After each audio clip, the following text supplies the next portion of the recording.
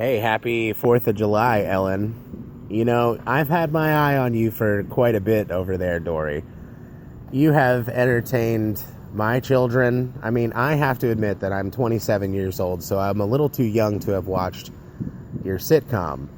But I have since heard of the important message and the impact that your role in that sitcom played for a group I hold very dearly in my life. And, you know, the other group being my children, but children in general, being able to take such pleasure in your movies really does mark a level of entertainment for them and joy for them, which, you know, doesn't have any violence to it. There's no questionable aspects that make me think like, oh, well, there's parents out there that aren't letting their kids see Finding Dory.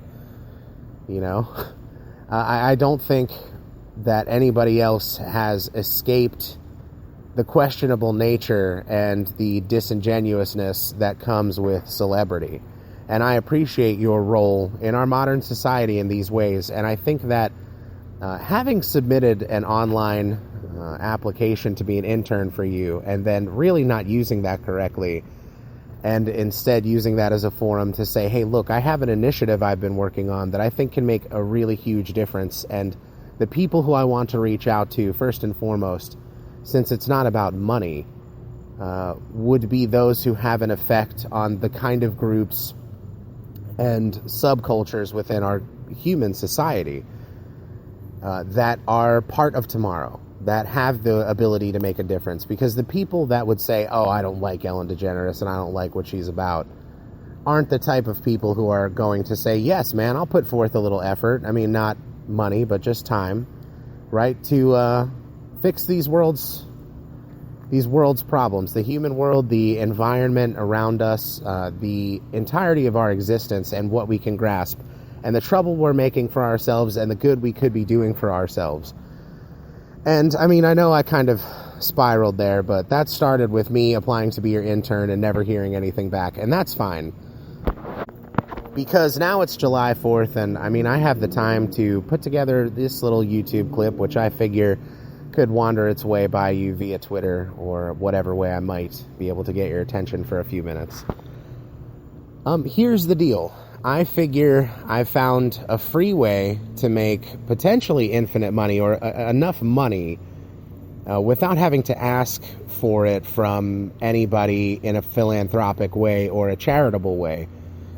Just to make a YouTube channel, and I want to put, X number of 1-minute videos on there and enable monetization and take my share of time watched from YouTube Red and the way YouTubers can make money that way. And the bigger audience I can get to show up to this one channel and watch as many of these 1-minute videos as they feel possible, based on the way YouTubers are paid, there is potential with, a global and national markets and demographics.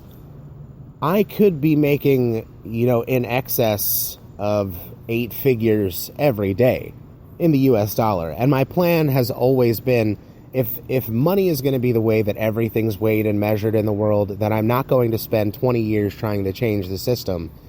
I'm going to find the best way to work within the system I have to make change today. Not, tomorrow, not for the next generation, not 10 years from now, but today. And I feel like wasted so much time making these podcasts, making endless YouTube videos, endless discussions, both as monologues and in a public forum and with friends and family discussing the issues that plague us. I've done so much work to sculpt how we proceed successfully in fixing these problems. If money's what's going to buy the food and the water and the shelter and the medicine and the access to education and information for individuals all around the world, then money's what I've got to make. And I figure by doing it through YouTube, we kind of conquer the ultimate goal, which creating a world, a truly modern global hub of information sharing. And it's such a traditional vision of information sharing that I think it eludes the opaque nature of other ways that philanthropy is done. Because we can all do the math. If I tell you point blank as a world audience, if I can get 500 million people in one day to watch 10 one-minute videos and their ads, then I can make $10.75 million if I'm getting paid on the YouTube rubric of $2.15 for every 1,000 views. So there's my pitch. That's what I'm looking for. That's a good median. Now, YouTube has an audience of 1.44 billion users on a monthly basis actively, and they claim just about 4 billion views every day. So I'm saying right there gives me 5 billion views, and if everybody who's using it monthly just chipped in a little bit of effort right there, even if a third nearly of that audience did so in one day, that money could go to so many different causes. Now, this is what I'm talking about, the active role, where there's no trickle down. That's not what this is about. Single point in, single point out. And all it takes is somebody to tell me what to do. Otherwise, I'm just going to find something to do with this money. So if I make $10.75 million, the first thing I do is find out how much it costs to build a well in Africa. I've been hearing about people lacking clean water and, how cheap mosquito nets and these wells could be for just cents a day. Well, I'm not dealing in cents per day. I'm not dealing with the UNICEF classic pitch for your pocket change. What I'm talking about is giving the organizations that have already declared the cost and have set up the means to begin constructing these wells and saying, here's 10.75 mil, a well to sustain 250 people for 20 years with clean and safe drinking water, $5,000 a piece. I'll take 2,000 of those. Let's get started on that immediately. That's 10 million. And you know what? I've been hearing for years about the mosquito nets, right? So if they just had these nets, they wouldn't be getting near as many diseases from these flying pests and, losing their children and family members when it was so easily preventable. Well, I've got $750K left over. Just get me 75,000 nets and give them to the first batch of people you come across, everybody that needs them. Now, that's one day. And the means are put in motion, and the responsibility is held by not just myself, but the audience. Again, it didn't cost them any money. It just cost them time, most likely doing something that most people will do already, every day.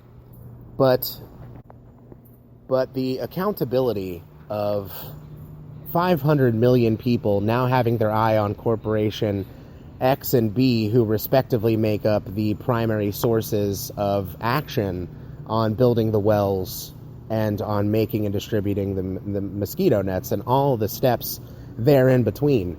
You don't get to mess up when the whole world is like, oh, hey, man, didn't Zero Fail give you almost $11 million yesterday? Why has it been 2 weeks and there aren't construction crews moving? It doesn't work. You don't get to be greedy and take and waste.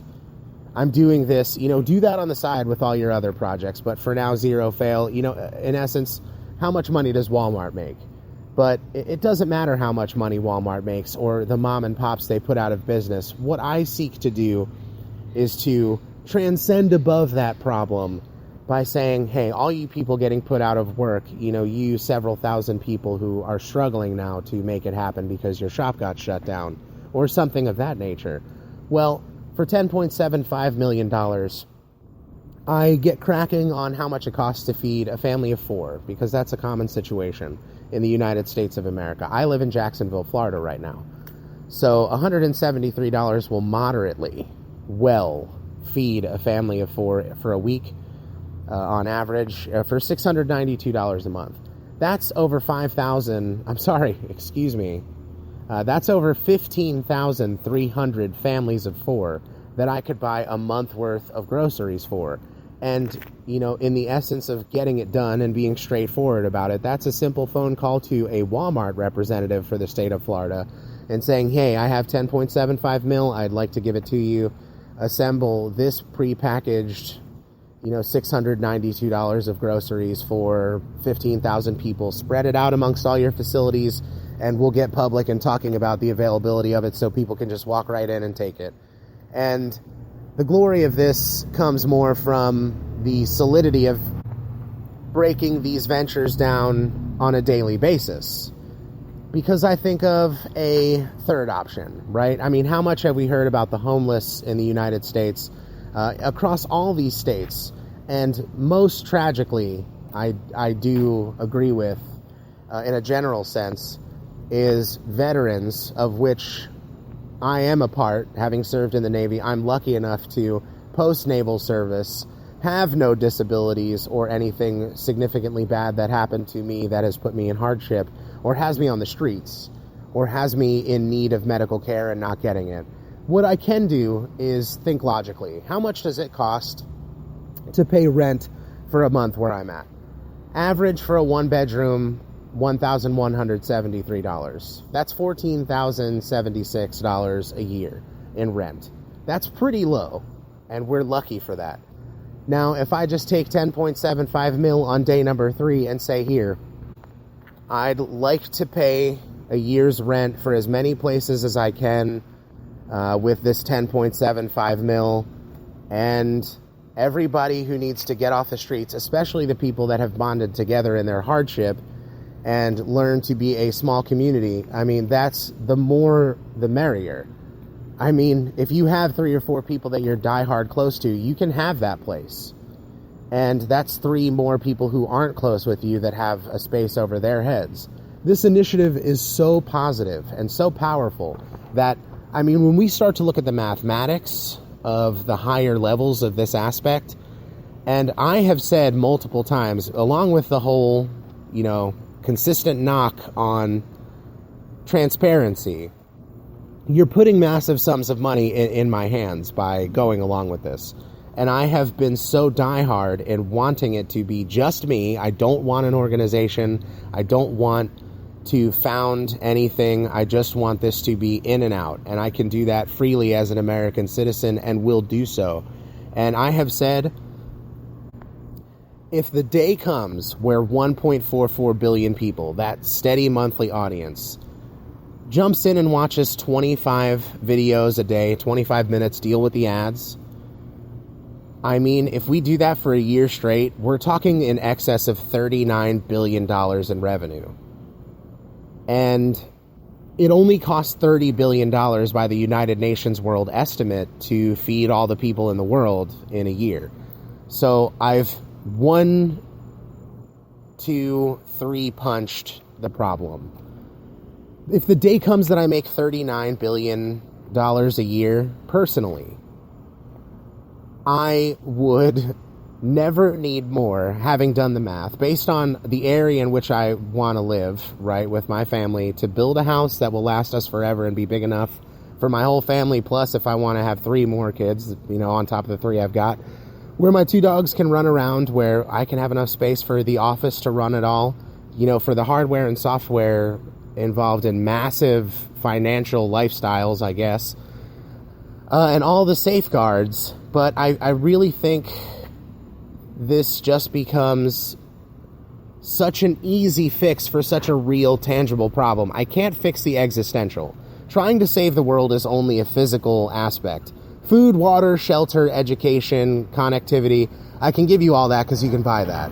I mean, I can't buy people getting along. I can't buy cultures and nations getting along with each other. But I feel like if everybody's fed and watered and housed, we'll all sort of be at ease and we can deal with each other much more pleasantly. And I look forward to that day. And the reason why I've burdened you with this 15 minutes, Ellen, and anybody else who might have sat in on this at this point, to meet up. Let's get this conversation started in a serious way. I mean, the math is so simple. It's a simple rubric on what comes in and a simple rubric on what goes out. I mean, you make the money and then you spend the money where it's needed. And it's a matter of not frittering it away. I mean, the whole point of that earlier was to say, even at $39 billion a year, I have vowed never to take more than 1.181 mil. And I will live happier than most still could ever be with 10 times that much. So let's join together. Let's give everybody the chance to be like we are right now, chilling, listening to YouTube, and being awesome.